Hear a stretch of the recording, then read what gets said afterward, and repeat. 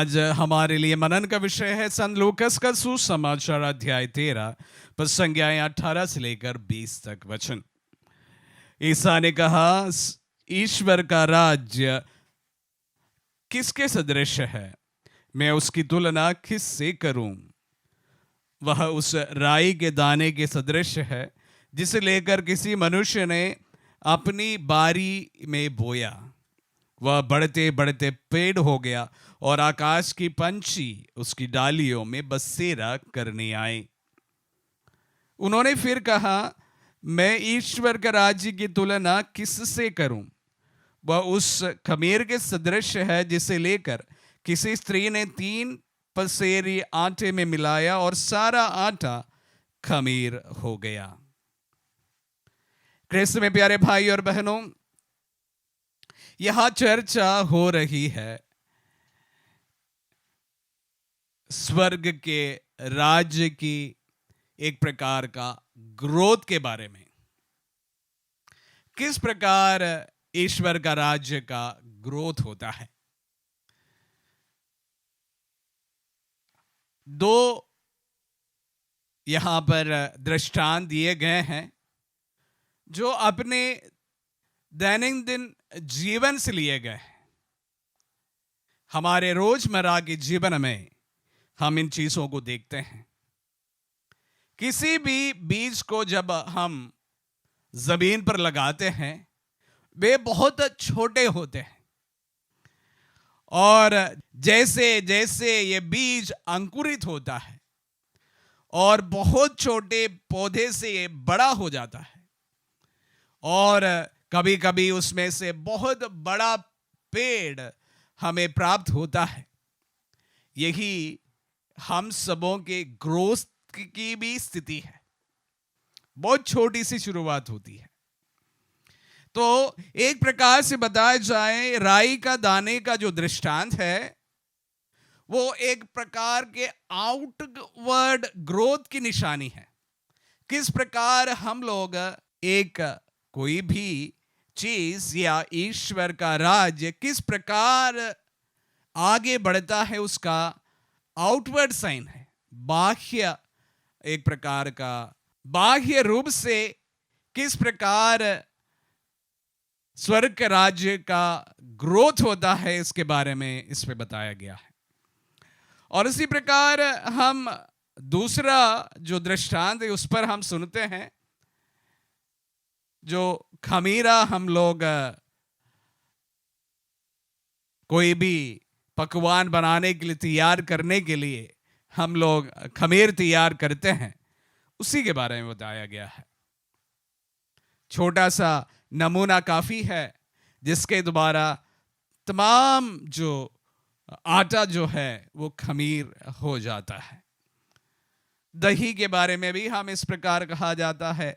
छोटा सा नमूना जो दही का होता है वो पूरा दूध को 1 दिन के बाद दही में तब्दील कर लेता है। एक प्रकार इनवर्ड ग्रोथ, किस प्रकार छोटी चीज तमाम चीजों को बदल देता है। तो यहां पर हम ईश्वर के राज्य के 2 प्रकार का विस्तार के बारे में सुना। बीज जो बोया जाता है और उसके बाद में वह एक बड़ा पेड़ बन जाता है, वो उसका आउटवर्ड लक्षण है, बाह्य लक्षण है। और इस प्रकार ये नमूने के द्वारा सारा आटा खमीर हो जाता है, वह उसका एक प्रकार का इनवर्ड ग्रोथ का लक्षण है। किस प्रकार छोटी सी चीज तमाम चीजों को तब्दील कर लेते हैं। प्यारे भाई और बहनों, ईश्वरीय राज्य इस प्रकार की एक बदलाव से गुजरा है। हम जानते हैं कि ईश्वरीय राज्य की शुरुआत गौशाला में हुआ था। गौशाला में जन्मे प्रभु इस दुनिया का राजा बना और इस विश्व का राजा बना। हम जानते हैं बहुत छोटी शुरुआत से कलीसिया की शुरुआत हुई है और वहां से वह विश्व में पूरे फैलकर एक बड़ी शक्ति बनी है और विशेष रूप से विश्व के दिशा को बदलने के लिए ताकत रखते हैं। किस प्रकार कलीसिया व्यापक होती गई हम जानते हैं, छोटी सी शुरुआत। और उसी प्रकार हम जानते हैं कि जो प्रभु पर विश्वास करते हैं वो इस खमीर के समान अपने जीवन में परिवर्तन महसूस करते हैं। जो प्रभु को जानता है, उस पर विश्वास करता है, वह बदल जाता है, एक नया इंसान बन जाता है, एक नया रूप अपना लेते हैं। तो जिस तरह से आज के दो दृष्टांत हमारे सामने प्रभु ने रखा है, उसी प्रकार कलीसिया का बढ़ोतरी हुई है और इस प्रकार वह व्यापक बना है। इस परिप्रेक्ष्य में जो मुझे सुनने वालों के लिए मैं एक शब्द जरूर कहना चाहूंगा। प्यारे भाई और बहनों, जिस तरह प्रभु ईश्वर के राज्य की कल्पना हमारे सामने प्रस्तुत की है, उसी प्रकार तमाम हमारे सपनों का भी शुरुआत होता है। सर्वप्रथम एक छोटी सी शुरुआत, एक छोटा सा सपना जिसको हम मेहनत करते आगे बढ़ाने की कोशिश करते हैं। उस पर ग्रोथ होता है और ईश्वर की कृपा रही कि हम हमारी नजरों के सामने हमारे सपनों को आगे बढ़ते हुए एक व्यापक रूप अपनाते हुए देख सकते हैं हमारे रोजमर्रा के जीवन में। जिस तरह कलीसिया की शुरुआत एक गौशाला से हुई थी और वह विश्व रूपी कलीसिया का रूप अपनाया, प्यारे भाई और बहनों, ये हम सबको एक उम्मीद प्रदान करते हैं। विशेष रूप से जो युवा युवतियां मुझे सुन रहे हैं, उनके लिए मैं कहना चाहूंगा, भले आपके सपने बहुत छोटे हों, राई के दाने के समान, खमीर के समान, छोटे नमूने के समान, भले आपके सपने बहुत छोटे हो, बहुत छोटी शुरुआत से आप शुरुआत कर रहे हो, कभी घबराए नहीं।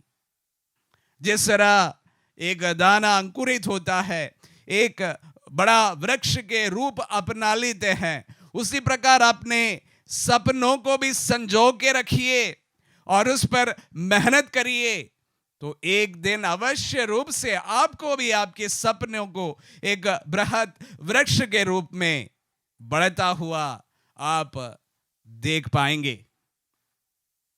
जब हम ईश्वरीय राज्य के विस्तार के बारे में आज के दोनों दृष्टांतों में सुना, मैं आप सबों के लिए विशेष रूप से प्रार्थना करना चाहता हूं।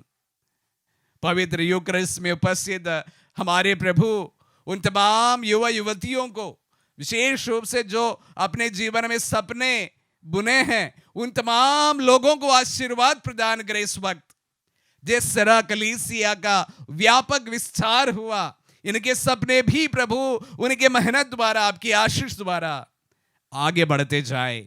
उनके छोटे छोटे सपनों को प्रभु आप अनुग्रहित कर, जिसके द्वारा उनके सपने भी पनपे और उस पर प्रभु आपकी आशीष एवं बरकत रहे और उनके सपने एक बृहद वृक्ष के रूप में प्रभु उनको देखने को मिले और उसमें से उन्हें सफलता मिले।